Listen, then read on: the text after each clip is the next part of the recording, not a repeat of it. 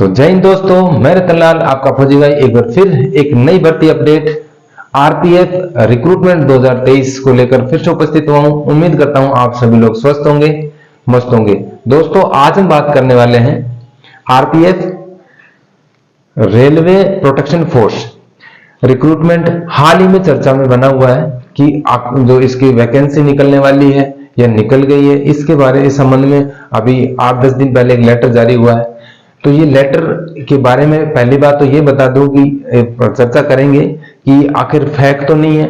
अगर सही है तो फिर ये भर्ती लगभग कब तक होने वाली है, इसके एग्जाम कब तक कंडक्ट होने वाले हैं और इसमें क्या क्या प्रोसेस है, आज हम उसको डिटेल से चर्चा करेंगे ताकि जो बच्चे इस बड़ी भर्ती का इंतजार कर रहे हैं, क्योंकि ये बहुत अच्छी भर्ती है, अच्छी खासी पेमेंट है, गवर्नमेंट जॉब है, तो जाहिर सी बात है कि बच्चे काफी वेट कर रहे हैं कि बहुत दिनों से कि कब भर्ती आने वाली है। तो इस संबंध में जो बच्चे प्रिपरेशन करना चाहते हैं, अच्छे से तैयारी करके उसमें सिलेक्शन चाहते हैं, तो वो प्रिप्लान कर सके कि हम किस हिसाब से कितना हमारे पास लगभग समय है, उस हिसाब से प्रिप्लान करके उसके बेहतर से बेहतर तैयारी कर सकते हैं।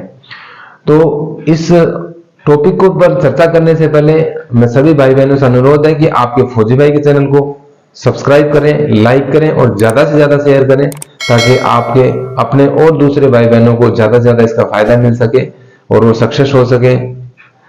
अब हम चर्चा करेंगे इस में डिटेल से कि आखिर ये है, जैसे कि आप अभी बोर्ड पे देख रहे होंगे कि एक लेटर जारी हो रखा है। ये एक लेटर जारी हुआ है कि डीआईजी रेलवे बोर्ड के आदेश है कि इस आदेश में निर्देश 43 है, इनके अंदर के अकॉर्डिंग बताया गया है कि जो भर्ती प्रक्रिया है, ये पत्र के अनुसार भर्ती प्रक्रिया का जो पहला चरण है जिसमें आदेश प्रक्रिया आवेदन प्रक्रिया, स्क्रीनिंग और नियुक्ति एजेंसी, जो एजेंसी इसको कंडक्ट करने वाली है उसकी नियुक्ति, ताकि और सीबीटी परीक्षा, कंप्यूटर बेसिस परीक्षा जो है आयोजित करना शामिल है। ये प्रथम चरण में है को ये जो है ये रेलवे भर्ती बोर्ड द्वारा आरआरबी द्वारा पूरा किया जाना है, जबकि जो दूसरे जो चरण है भर्ती प्रक्रिया का, वो दूसरा चरण है आरपीएफ के द्वारा किया जाना है। तो उस संबंध में ये नोटिफिकेशन जारी हुआ है, या मैं कहूँ कि इंटरनली लेटर जारी हुआ है। ये कोई नोटिफिकेशन नहीं, ये एक ऑफिस से दूसरे ऑफिस में के लिए एक इंटरनली लेटर जारी हुआ है, जिसके अकॉर्डिंग एक कमेटी गठित की गई है और उस कमेटी का में ये बताया गया है कि भाई इसमें कोई संशोधन की गुंजाइश है, तो जो संशोधन हमको करना है या क्या कर सकते हैं वो करना है। अब इस संबंध में क्या संशोधन हो सकता है, मैं भी आगे चर्चा में शामिल करूंगा कि क्या संशोधन हो सकता है और ये जो कमेटी है ये क्या संशोधन कर सकती है, किस लिए कमेटी की बैठा है। अब सबसे पहले इस लेटर में क्या बताया मैं बता दूं कि आपको स्क्रीन पे ऑलरेडी नजर आ रहा होगा। इसमें जो पैरा 1 में दिया गया है, आप हिंदी करके देखोगे तो उसमें लिखा है कि उपरोक्त के अनुसार यह सूचित किया जाता है कि जो सब इंस्पेक्टर और जो कांस्टेबल के पद हैं के लिए जो भर्ती प्रक्रिया शुरू की जानी है। आखिरी जो भर्ती है 2018 आरपीएफ निर्देश 43 के तहत आरपीएफ द्वारा आयोजित की गई थी। हालांकि जो मौजूदा जो परिदृश्य में आरआरबी को भर्ती के पहले चरण को पूरा करने की जिम्मेदारी दी जा रही है, जिसमें आवेदन आमंत्रित करना है, स्क्रीनिंग और एजेंसी को नियुक्त करना, सीबीटी आयोजित करना आदि इसमें शामिल है। और जो दूसरा चरण है वो आरपीएफ के द्वारा ही पूरा किया जाना है। तो ये जो लेटर के जो पहले पैरे में बताया गया है और दूसरे पैरे में बताया गया है कि इस संबंध में भर्ती शुरू होने से पहले निर्देश 43 में उचित संशोधन की आवश्यकता है। निर्देश 43 में जो संशोधन के संबंध में डीजी आरपीएफ ने जो एक कमेटी गठित की है, उस कमेटी का नीचे नाम दिया हुआ है कि जो उचित संशोधन हो सकते हैं वो करेंगी ये कमेटी मिलकर। और पैरा 3 में दिया हुआ है कि चूंकि भर्ती का जो पहला चरण है आरआरबी द्वारा आयोजित किया जाना है, जबकि जो पीईटी, पीएमटी, मेडिकल और जो डीवी से जुड़ा दूसरा जो चरण है आरपीएफ द्वारा किया जाना है। इसलिए समिति से आवश्यक संशोधन करने के लिए संदर्भ की अवधि के रूप में देखना चाहेगी। और चौथे जो लास्ट में उस पैरे में लिखा है कि समिति के से अनुरोध है कि कृपया जल्द से जल्द कार्य को पूरा करें और 16 अक्टूबर 2023 तक इसकी जो रिपोर्ट देने की बताया है। तो ये थी इस लेटर में कुछ एक डिटेलें जो इसमें चर्चा किया है डीआईजी रेलवे बोर्ड की तरफ से। तो ये लेटर पूरी तरह सही है। अब मैं बात करूंगा पहले इस लेटर में आखिर संशोधन की गुंजाइश कहां है। संशोधन जैसे कि मैं कहूं कि लास्ट भर्ती 2018 में हुई थी, उसके बाद में कोरोना आ गया, तो कोरोना से लेके और अब तक जो टाइम मिल गया 3-4-5 साल का, इस ड्यूरेशन में जो बच्चे तैयारी कर रहे थे पहले से, जाहिर सी बात है उनकी एज कवर हो गया होगा। तो कहीं ना कहीं जैसे संशोधन की रिक्वायरमेंट ये है कि सबको पता है कि कोरोना की वजह से कोई भर्ती प्रक्रिया नहीं हुई, तो जो एज रिलैक्सेशन का जैसे मोड आ सकता है तो उसमें और रिलैक्सेशन दे सकते हैं। तो ऐसे जो कुछ एक संशोधन की गुंजाइश है तो शायद वो कर सकते हैं। तो ये जो कमेटी है ऐसे कुछ एक पॉइंटों में एज हुआ या कुछ और कोई थोड़ा बहुत चेंजमेंट हुआ वो कर सकते हैं। तो ये संशोधन की गुंजाइश है और इसमें जो 16 अक्टूबर तक दे करने की जो किया हुआ है चर्चा। अब हम बात करते हैं, ये लेटर का आपको क्लियर हो गया होगा कि ये बिल्कुल ऑथेंटिक है और इसमें जल्दी से जल्दी भर्ती प्रक्रिया कराने की चर्चा की गई है। अब बात करता हूं कि आखिर ये भर्ती जो होने वाली है हमारे को समय कितना लगेगा। तो समय देखो, अगर मैं चर्चा करूं समय कि आज ये कमेटी अभी 16 अक्टूबर तक का दिया है टाइम। अब ये कमेटी जो रेलवे बोर्ड को अपने जो संशोधन से संबंधित या जिसको नियुक्ति करना वो एक लेटर जारी करेगा, वो रेलवे बोर्ड को सबमिट करेगा। रेलवे बोर्ड जिस एजेंसी को किसी को डिटेल करेगा। जो ये जो प्रोसेस है वो लगभग 2 से 3 महीने लग जाते हैं।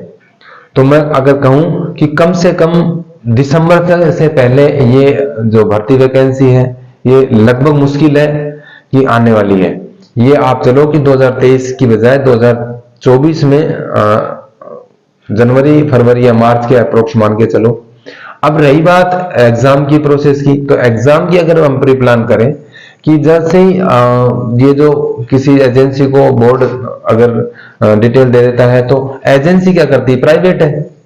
और अगर एजेंसी प्राइवेट है तो उनके पास अगर जो टास्क मिल गया तो वो अपने जो टास्क मिले हुए को जल्दी से जल्दी करना चाहेगी, क्योंकि वो जितना जल्दी करेगी तो उसको दूसरा कोई डिटेल मिलेगी या दूसरा कोई टेंडर मिलेगा। तो एजेंसियां डिले नहीं करती, वो अपनी तरफ से बहुत जल्दी से जल्दी करने की कोशिश करती हैं। लेकिन अगर वो भर्ती प्रोसेस भी अगर अपना पूरा करेगी तो लगभग आप ये मान के चलो 1.5 से 2 महीने उसमें टाइम लग जाता है। तो अगर हम प्री प्लान करें तो ये जो वैकेंसी आने वाली है अप्रोक्स जनवरी से मार्च में हम सोच सकते हैं। तो आपके पास जो समय है, और जैसे इनको एजेंसी को डिटेल मिल गया वो महीने 1.5 महीने में या 2 महीने के बाद में एग्जाम करा देगी। तो आपके पास अगर कैलकुलेशन करें तो अंदाजन मेरी तरफ से जहां तक है लगभग 4 से 5 महीने आपके पास पूरे हैं। हो सकता है इससे थोड़ा बहुत अप डाउन हो सकता है या इससे ज्यादा हो सकता है, लेकिन अगर हम अंदाजा लगे इसके लेटर के अकॉर्डिंग करें चले तो प्री प्लान ये है कि लगभग अपने पास 5 महीने है। अब मैं बात करता हूं पद का नाम ऑलरेडी आपको पता है कि पद कि एसआई और कांस्टेबल, सब इंस्पेक्टर और कांस्टेबल। और अगर कुल पद जो होने वाले हैं टोटल जो है अराउंड 10,000 के आसपास है। ये वैकेंसी लगभग 10,000 के आसपास है, ये अंदाजा है, इससे थोड़ा बहुत ज्यादा भी हो सकता है, जरूरी नहीं है कि एग्जैक्टली ये हो, ये अराउंड ऑफ है। और अगर जो एसआई की मैं टोटल वैकेंसी की बात करूं तो अराउंड ऑफ 1,000 है, और कांस्टेबल की मैं बात करूं तो लगभग 9,000 के आसपास होने वाली है।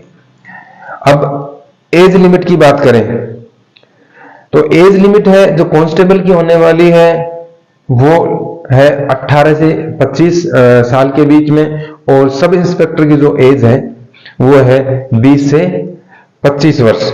बाकी जो कैटेगरी वाइज जो आपको एज रिलैक्सेशन होने वाले हैं वो आपको लागू है। प्लस मैं कहूं कि जो आपके जो आने वाली विज्ञप्ति में कुछ अमाइंडमेंट होंगे या कुछ है वो जब विज्ञप्ति जारी होगा उसमें बता दिया जाएगा। तो ये है अभी फिलहाल के अकॉर्डिंग कि एज लिमिट क्या है 18 से 25, और सब इंस्पेक्टर के लिए 20 से 25। अब हम बात करने वाले हैं एजुकेशन क्वालिफिकेशन की। जो एजुकेशन क्वालिफिकेशन की बात करूं तो जो कांस्टेबल है उनका एजुकेशन 10th लेवल का है, और जो सब इंस्पेक्टर के लिए है ग्रेजुएशन लागू है। अब हम बात करते हैं ग्रेजुएशन के बाद में, अब बात करेंगे सिलेक्शन प्रोसेस। आखिर इसमें सिलेक्शन प्रोसेस क्या होने वाला है? तो सिलेक्शन प्रोसेस में 3-4 स्टेज होने वाली है कि रेलवे सुरक्षा बल भर्ती 2023 के लिए जो भर्तियों का जो चयन है वो सीबीटी बेस्ड एग्जाम होने वाले हैं। दूसरा है कि फिजिकल जो टेस्ट है वो होने वाले हैं, फिर डॉक्यूमेंट वेरिफिकेशन और मेडिकल के आधार, फिर बाद में मेडिकल के आधार पर किया जाएगा। तो अगर मैं कहूं कि स्टेज 1 में है कंप्यूटर बेसिस सीबीटी लेवल के बेसिस एग्जाम है, स्टेज 2 में है फिजिकल है, फिजिकल में पीईटी और पीएमटी।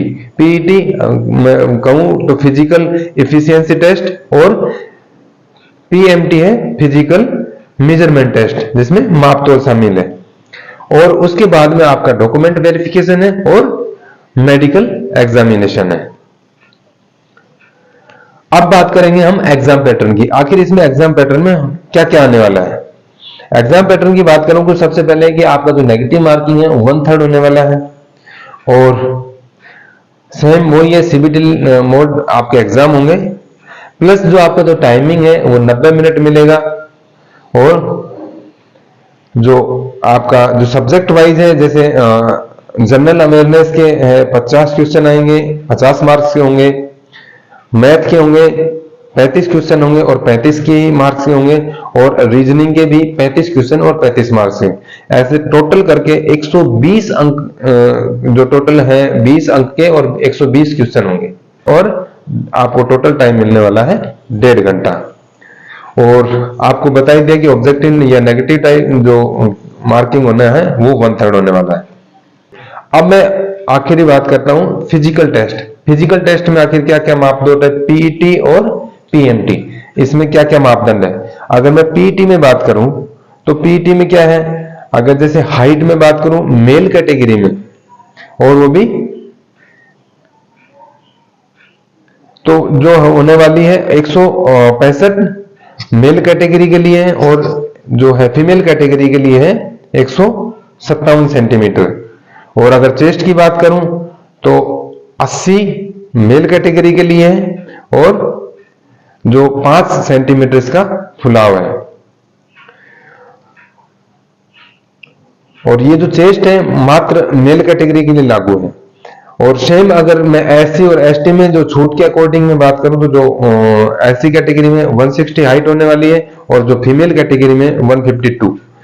और सेम ऐसे ही अदर जो है जैसे गोरखाज या डोगराज, इनमें भी है जो हाइट है 163 जो मेल कैटेगरी में, और फीमेल कैटेगरी में है 155।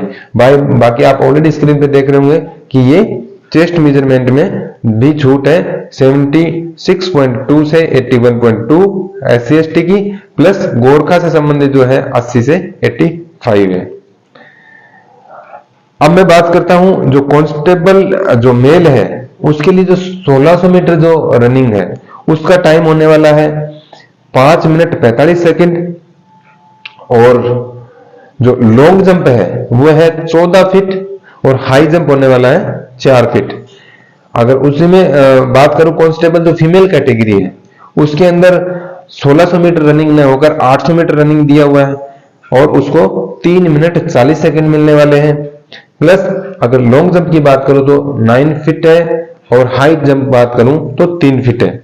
और सब इंस्पेक्टर में अगर चल रहे हैं बात करें तो ये है 1600 मीटर रनिंग है 6 मिनट 30 सेकंड, और लॉन्ग जंप 12 फीट, और हाई जंप की बात करूं तो 3 फीट 9 इंच है। और सब इंस्पेक्टर अगर फीमेल कैटेगरी में बात करूं तो 800 मीटर जो रनिंग है उसका टाइमिंग है 4 मिनट दिया हुआ है, और लॉन्ग जंप 9 फीट और हाई जंप 3 फीट होने वाला है। तो ये थी आपको भर्ती से संबंधित कंप्लीट प्रक्रिया जो आपको तैयारी करना है। उम्मीद करता हूं आप सभी लोग बेहतर से बेहतर तैयारी करेंगे, अच्छे से प्री प्लान करके तैयारी करेंगे।